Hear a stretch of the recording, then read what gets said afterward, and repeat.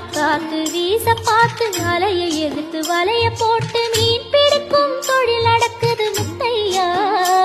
கரை மீண்டு வர காவல் குந்தன் வேலையா. திருச்செந்தூர் ஆண்டவனே வேல் முருகா, தினம் உனக்கு நன்றி சொல்வோம் மால் மருகா.